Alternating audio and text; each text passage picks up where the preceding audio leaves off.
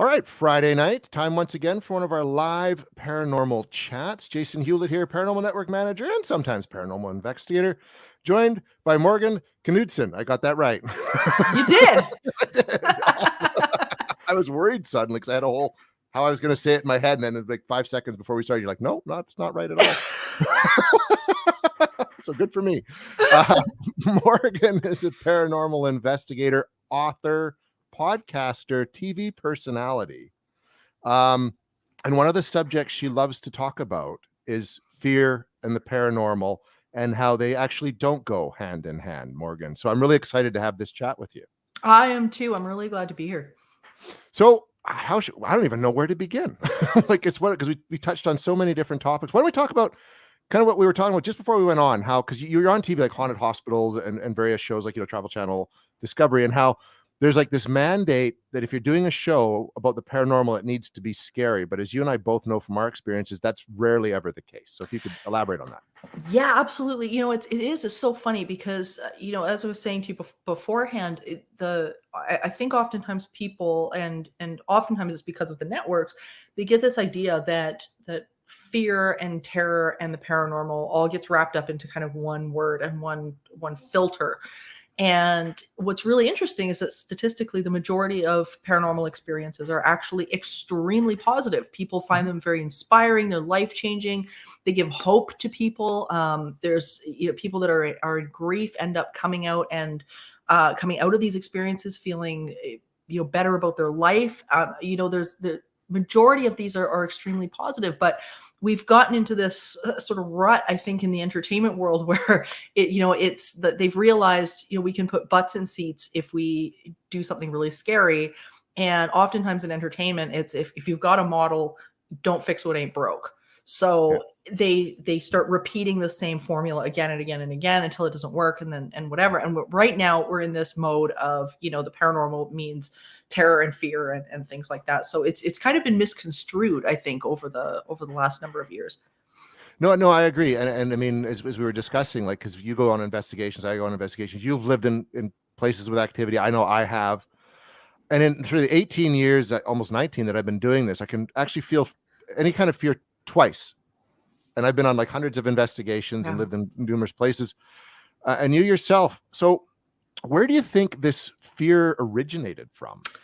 I think a lot of it, when you go back culturally, much of the fear of things like the dead and whatnot are not just restricted to things like ghosts. There was you look back on, for example, when people died in the Middle Ages, even back to the days of the caveman, the dead body was something that was very dangerous. You had something that was emanating gases. It would rot. It would cause disease. So there was a lot of fear around the dead just as a whole in regards to that. And then you couple it with these different cultural belief systems and religions and whatnot that add to the idea that this is something that is evil. This is something that is, it should be terrifying. This person could come back to life, through zombies or vampirism or something like that. So it's not even just relegated to necessarily the idea of ghosts and things like that, but it sort of trickles into other areas. So I think fear has always been intermeshed in there. It's just as we've come along in our world of television and entertainment and stuff like that, they've realized that there is a culture for that, and we've always had, way back to the medieval times, of course, sitting around telling ghost stories, whether it be sharing, stories and passing them down or, whatever, that's always been something where, you sit around the campfire and you tell a good scary story. So there's a bunch of layers in there, I think.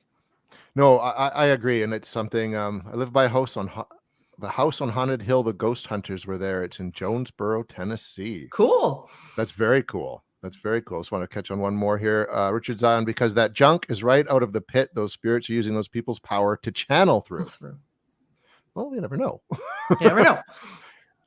No, and I want to kind of touch on that a bit though, too, because I think horror fiction kind of helps drive that, I think, a lot too, right? And then taking these allegedly true stories and spinning them into more of a scary story. Like we were talking about the films like The Conjuring, a haunting in Connecticut, kind of take these true experiences, but then turn them into something scary. And I think people tend to believe that more so than anything positive.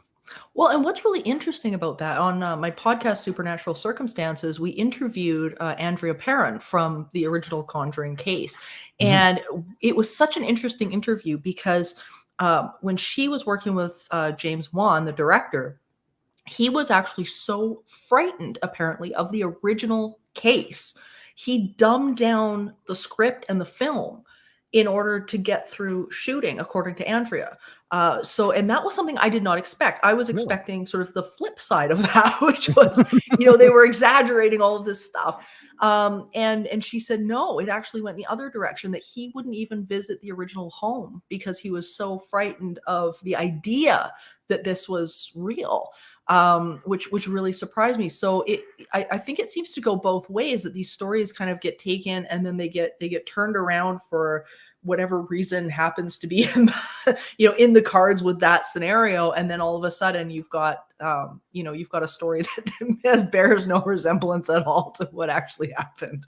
Well, no, none. And I mean, we could even take it a step further with the second one, where the Warrens weren't even at the Enfield, right? Yeah, which was something that really infuriated the Society of Psychical Research, because they invested so much time, like Maurice Grosse and people like Guy Playfair, and the original investigators that were involved were like, of course most of them are passed away now, but the SPR was really upset by that film because of that. Oh, I believe it. Like, having read the book, like, This House is Haunted. Like, I mean, it was sure there was some incredible stuff, but most of it wasn't scary. I mean, sure, if you're a young child, you would be frightened by being picked up off the ground. That's frightening. But most of it was little, like, chairs moving and Lego flying around. Yeah, well, and I think the stuff that was really significant, within that, the story that I would have actually liked to have seen them highlight was Maurice's story. Because I've got a book coming out called The Gift of Instinct, and I write about Maurice in that book, and his incredible story about him like losing his daughter and the connection that he had with his daughter from non-physical before he got called into Enfield. And his daughter, who passed away, was actually also named Janet. And he felt that he was really called into paranormal research and parapsychology and things like that because of these things that were going on, that he started to realize, hey, my daughter is still conscious. There is alive and well, this spirit. And then it turned out the little girl that he ended up looking after was also named Janet. And it was just this amazing story. And of course, this little girl, she's being, attacked by this entity in this home, and whatnot. And he went to champion for her and champion for Janet Hodgson for the rest of her life. And it was so interesting because it was like, it had his own daughter not passed away, and called him forward to do something bigger with his life in regards to parapsychology. None of that would have happened. Janet Hodgson wouldn't have had anyone. And so there was this fantastic story that was already there and very real. Like, they really didn't need to add more by adding the Warrens and things like that. No, it's a really fascinating. And I now look forward to reading your book, because I have Maurice's story. He touches on it a bit in This House is Haunted, but more of that I think would be good. Gregory here saying some paranormal activity seems to feed off fear, allowing it to manifest. Do you think that from your experience, you've seen that as well? Well, from my experience, it's almost the reverse of that, where the feelings of fear, feelings of disconnection, anger, frustration, and things like that are often what seem to attract or bring in stuff that's a mirror of that. Our universe seems to be very much a mirror of our emotional state, our expectations, sort of a conglomeration of our state of being.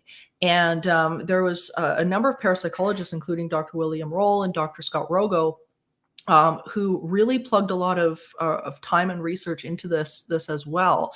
where they were discovering, specifically with things like psychokinesis, that these extreme emotions, whether it be super positive or super negative, over a prolonged period of time, especially things that were kind of repressed, we're beginning to mirror outside in the environment, whether it be the cause of, or the people themselves being the cause of it, or they're literally attracting into their experience these thought forms and things like that that are showing up, and this activity is happening. So what I've always noticed is that it seems to be it's the people that start the process first, not so much the entity at the beginning. But it's interesting. Interesting.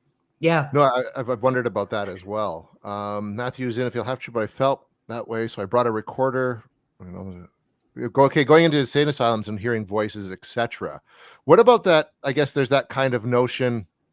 If you go into a place where bad things happen, that maybe there might be sort of more negative energy that could. I mean, obviously, negative energy could be scary. Something could happen that could frighten you. Do you think that's possible? Well, yeah, I mean, it goes to it, it goes to it sort of goes to say with that same thought process, right? Where if you're pumping negative thought into an environment, negative focus into an environment, that's going to manifest. And we saw that very clearly in the Canadian experiment in Toronto that was done in the 1970s, called the Philip experiment.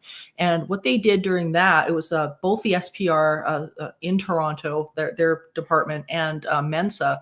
And what they did was they actually got together, and their idea was, it was to conjure a thinking consciousness from focus. And you probably are familiar with this, but I'll tell it about the audience so they know. So basically what happened was that they decided that they were going to create a consciousness from nothing and from their own focus. And what they did was they created a character by the name of Philip. And they gave it a backstory. They gave it, all of these details. And they literally took the time, and they got themselves to the point where they believed in this being, and they started to talk with it.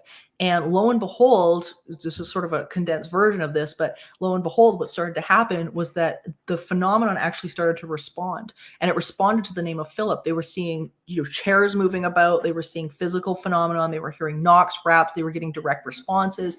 And then they repeated the experiment again with a character they named Lilith, and it was with a completely separate group of people. And they were able to repeat it and do the same thing. So we know that the idea of focusing enough so that something becomes conscious is possible, because we're looking now at a different model of the brain. They're beginning to really examine the idea that consciousness is not emergent. It's not coming from the brain. It's fundamental to the environment. That consciousness is being translated by the brain rather than originating in it.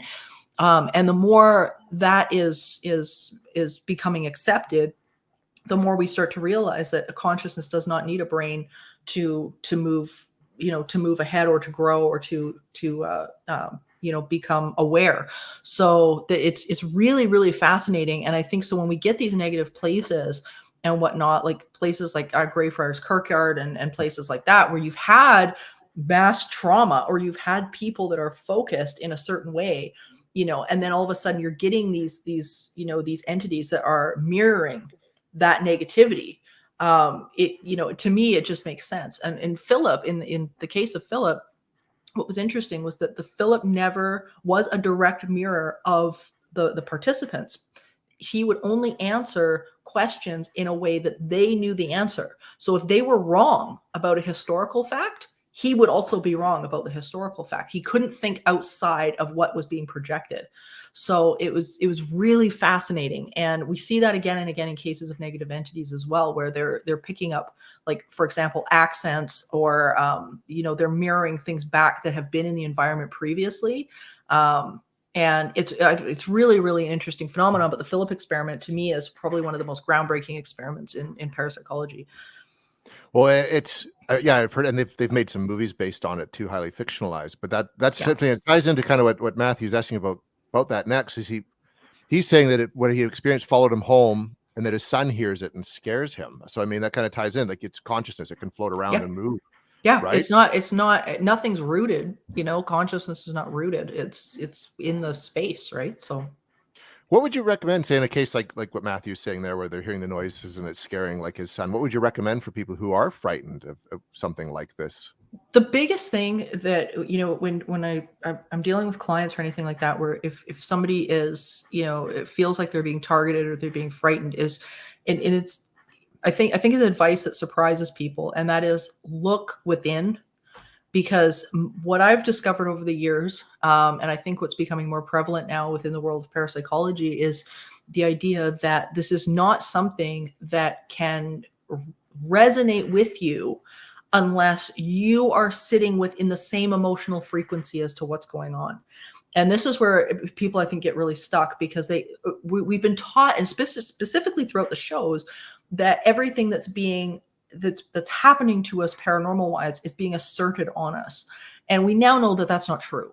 But we do have a role as to what exactly is going on, and we might not be conscious of what that role is, but our emotional state is almost like a radio dial. And when we're sitting in, if we've got a hurt that hasn't been healed, if we've got anger, frustration that hasn't been healed, if we've got something going on in our experience that is kind of holding us within that frequency of that entity or something like that, that same vibe, then you end up on the receiving end of that. It's like if you tune your radio dial to a rock station, you're not going to get the country station. You have to tune your dial back up to the country station to get the country music. And that's kind of the same thing with this. So when you've got something that's going on that is like supremely negative, then that's one of the things you have to do. You have to start looking internally and go, okay, what is this telling me? This is an indicator. What is this telling me? And how do I get myself to heal that up and get myself to a station, an emotional station that's going to sound better, that's going to feel better? And then that activity actually starts to change, which is the core basis behind my program, Teaching the Living. But it's a matter of fine tuning yourself emotionally up that scale, to get yourself to that better feeling place, and that the negative activity will drop off. But it does take the work, and that's why you see oftentimes people moving from house to house to house to house, and the same stuff is going on over and over and over and over again. Or you'll get people, for example, who will say, "Oh, my whole family has been plagued with this right back from day one." Well, what do we pass on to our kids? We pass on how we think. Mm-hmm. And that's what's happening. It becomes a legacy, but it doesn't have to be. I think that's fascinating, because I mean, like one of the commenters said here, and I know if you talk into a religious context, we'll just stand up to it, invoke the name of Christ or something like that to drive it out. But does that really then solve the problem if we're contributing, right? Well, that's the thing. And the thing is, and the great thing is about things like meditation and prayer and whatever, all really important to however you are getting yourself to that better feeling place, whatever works for you. But it's not limited to a certain religion. It's not limited, because this is a cultural, a universal phenomenon. I used to teach a class for years. It was social work and psychology, and I was teaching this to the social work and psychologists here in Canada. And what's so interesting was that we had people from all over the world in that class. We had people from Haiti, we had Indigenous, we had all over, and every single one of these people had stories of phenomenon, every one of them. And every single one of them had a different label for it. And every single one of them had roughly a different solution. And everybody's solution usually worked to some degree. And it was because for them, in their culture, it made them feel better and it got them to a better emotional state. But unless you're doing that internal work and you're able to hold that state and make a life change, you're going to slip right back in. That's why a lot of these people who are, they bring people in, and, they might do a blessing on the house, and then they go home, and it leaves the people feeling better for, maybe a week or two, but then they slip right back into old patterns. And then all of a sudden you've got the phenomenon that's come back, and they're going, well, it didn't work. Well, no, because you haven't changed what you need to change in order to get this to be a lasting solution. Yeah. And that's a really good way to look at it. And it's so very contrary to what people think you should do, right? Just get, although, I mean, when you talk about something like an exorcism, which I mean is a whole different subject, but they've used exorcism on people who believe they're possessed, even though it's a mental health issue, and it's worked because it's a psychological connection, right? So I guess it's kind of tying into the same thing. Same idea. Yeah, same idea. And it's but again, it's one of those things that, you have to kind of look back at yourself and go, what got me here? what got me here? What is this trying to teach me? Just like everything that we experience in life, what does this have to teach me? How much do you think then belief in general plays a role in this, Morgan? Like, and especially being scared of it. Like, if you're growing up being told that like the paranormal is evil or scary, do you think you will then believe that if it starts to happen to you, that's how your experience will kind of be? Yeah, your state of expectation plays a massive role in this. And this goes right back into, if we go down the rabbit hole of quantum physics and things like that, that's literally our state of expectation, our focus, and what we believe an outcome is going to be is going to play a massive factor in how things turn out. We see this in the double slit experiment all the time. Where eventually what happens is that using the observer effect, you end up influencing the outcome of the event. So your bias will always play into that. Jumping onto a different subject, just very quickly, Teresa lives by the Bellwitch Caves and wants to go see it, and she wants to know if you've Interesting. ever been there. I have not, but I do know the case very well, and it's really interesting. So yeah. It is, and that's almost, yeah, no, I've studied up on the case as well, read a couple books on it, and watched the Small Town Monsters Yeah, doc, which was really really good. fascinating.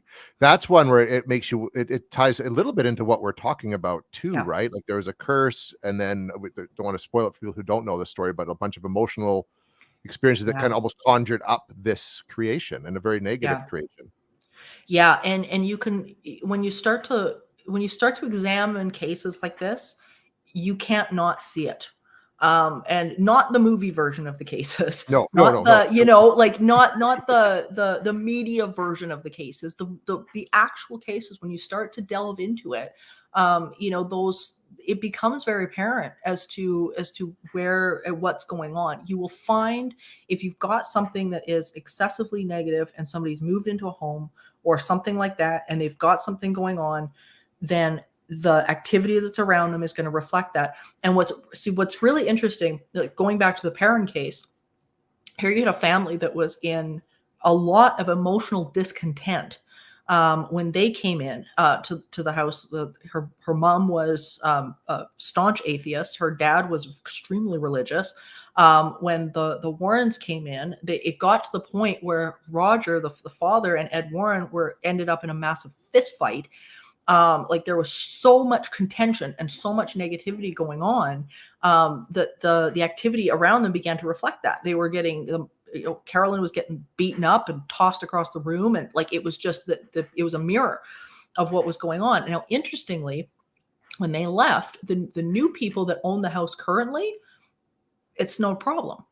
Mhm. They've got no issue going on there because they're pretty balanced couple. They're actually paranormal researchers as well, Yeah. and they're pretty balanced people. And they go along, and they've are feeling pretty good about themselves, and they're got a good marriage, and everything's cool. And therefore, the house is reflecting that back again. So it's really interesting, and you hear this all the time with various houses over the years.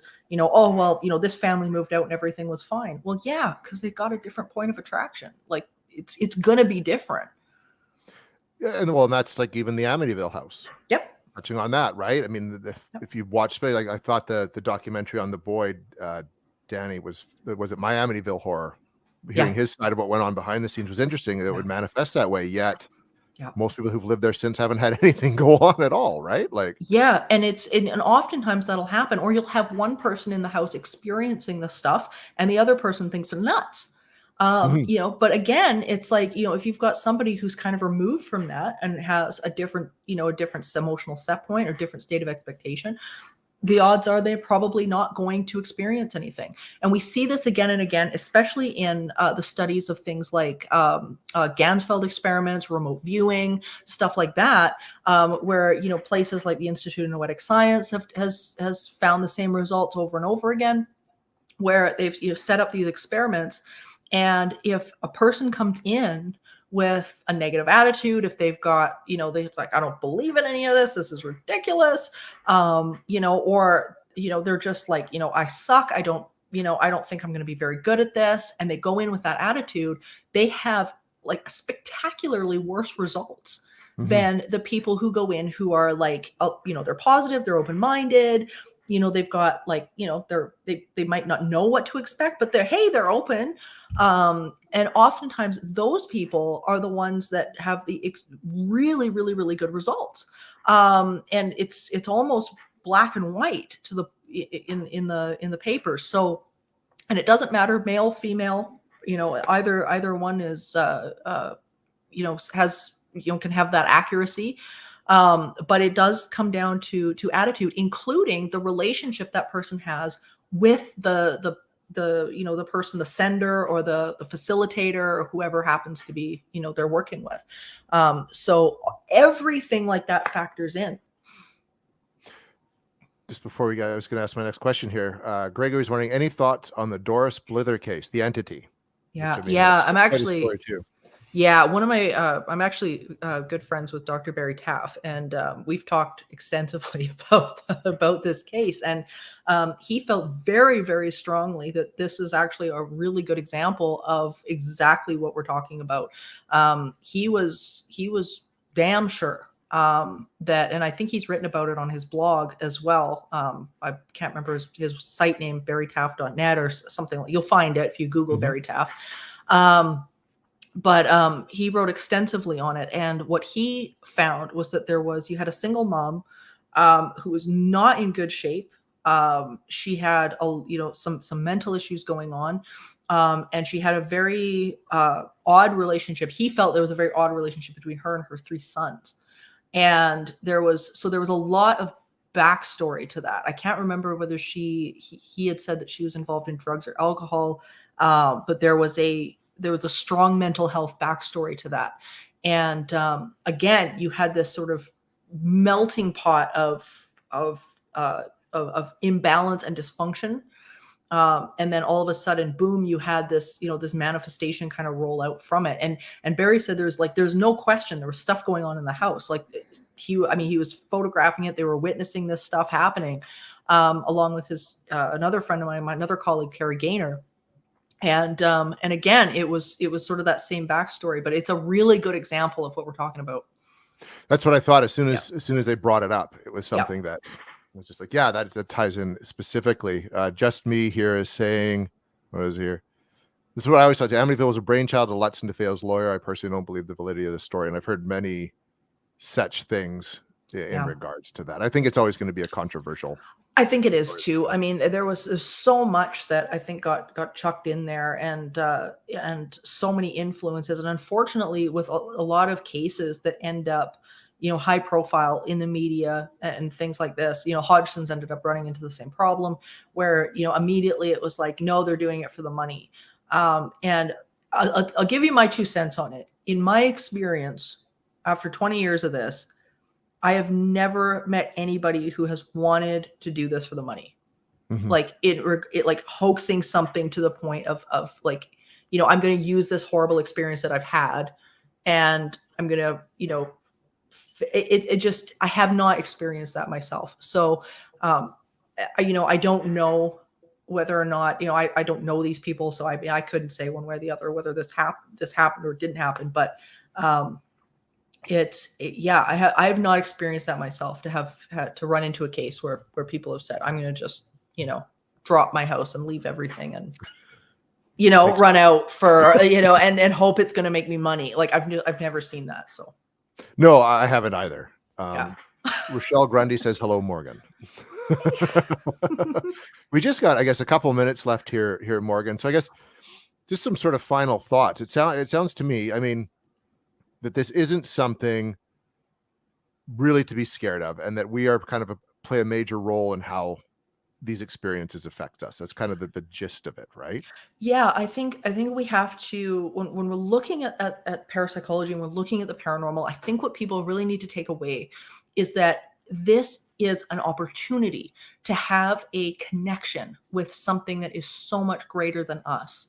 And it's time to not only connect with who we are, who we really are, that non-physical part of us, not the meat suit and the ego, but the non-physical part of us. Because when we do that and we start to actually open ourselves up to the positive amazing connections that we can have. It eliminates things like the fear of death. It takes a lot of the fear out of life, and that's what parapsychology is supposed to be.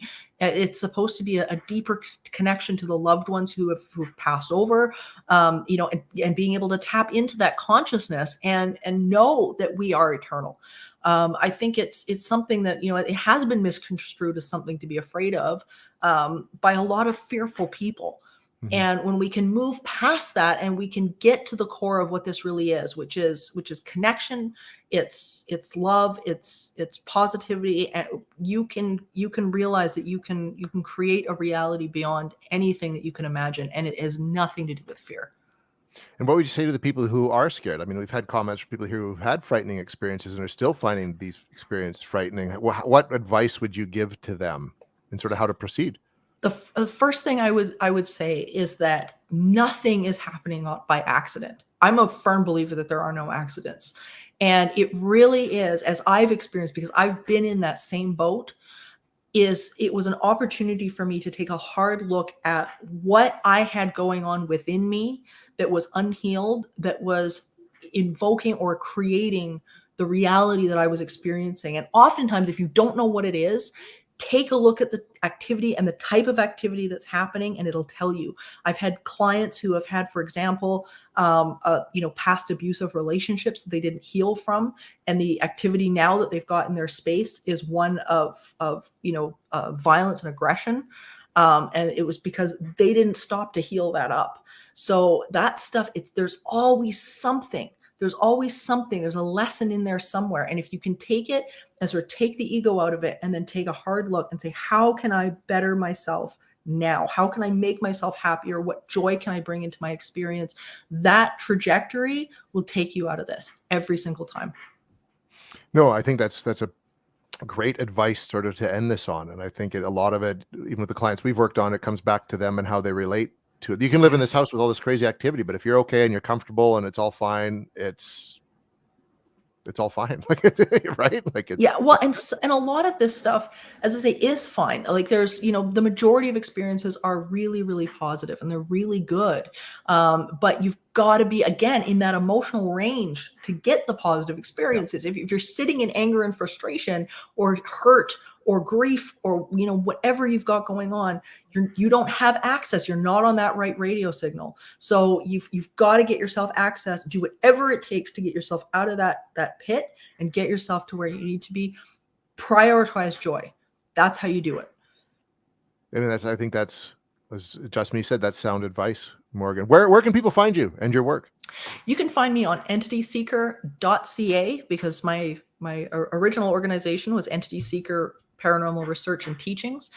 So entityseeker.ca. There you can follow me on all social media, as well as catch my podcast, Supernatural Circumstances, which you can download on any platform you can imagine, with my amazing co-host Mike Brown from the Dark Poutine True Crime series. And we just have a blast. So, and upcoming, you can grab my book on the website as well. And my upcoming book, which is The Gift of Instinct, Paranormal Lessons for an Extraordinary World, will be out this summer. I can't wait. That's going to be a good one. All right, everyone. Thanks, everyone, for joining Morgan and I tonight, and for your comments. If we couldn't get to everybody, I apologize. Feel free to hit me up at the Paranormal Network through the messenger service there, and I can always try to answer some questions that way or pass on any comments to Morgan. I'm back in 2 weeks with a whole new topic. Until then, stay spooky. Thanks again, Morgan. Bye, guys.